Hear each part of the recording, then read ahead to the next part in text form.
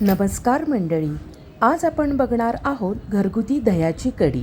अगदी आईच्या आजीच्या हातची चव. ही कढी भातासोबत खूपच छान लागते. मैत्रिणींनो, ही रेसिपी तुम्ही उपवासालाही खाऊ शकता बरं का, वरीच्या तांदळाच्या तिखट भातासोबत. फक्त तेव्हा हळद टाकू नका बरं का कढीमध्ये. हेच तर खरं कौशल्य असतं हो घरोघरी राबणाऱ्या गृहिणींचं. एका पदार्थात 2 पदार्थ. बघा, आलं की नाही हसू चेहऱ्यावर? मग या हसऱ्या चेहऱ्याने सुरुवात करूया का कढी बनवायला? चला तर मग.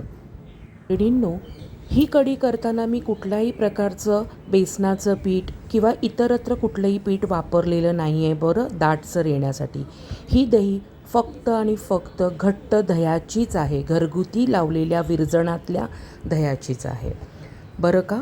आपण फोडणीमध्ये बघा, इथे मी 1.5 चमचा असं घरगुती तूप घेतलं आहे.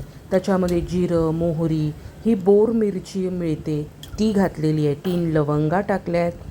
भरडलेले धणे घातलेले आहेत आणि हिरव्या 4 मिरच्या बारीक कापून मी फोडणीत घातलेल्या आहेत.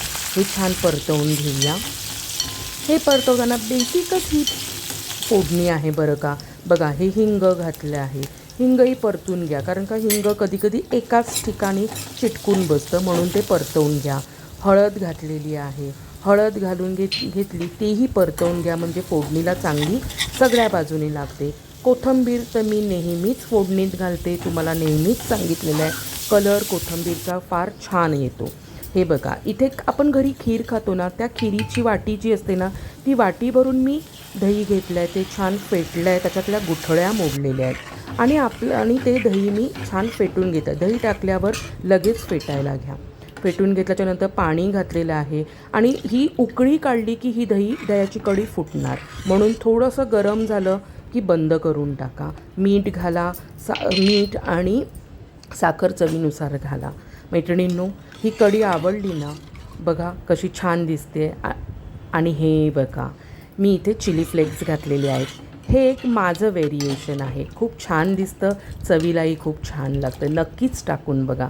आणि ही कढी मी गरम गरम भाताची, आपण मुदळ मारतो ना, मुदळ करतो नैवेद्याला, त्या पद्धतीने मी भात घेतलेला आहे आणि त्याच्यावर ही दह्याची कढी सर्व केलेली आहे. बाजूला मसाला पापड ठेवलेला आहे. जर हा व्हिडिओ तुम्हाला नक्की आवडला असेल तर माझ्या चॅनलला सबस्क्राईब करा, लाईक करा, शेअर करा आणि हो मैत्रिणींनो, कमेंट करायला विसरू नका. धन्यवाद. पुन्हा भेटूया.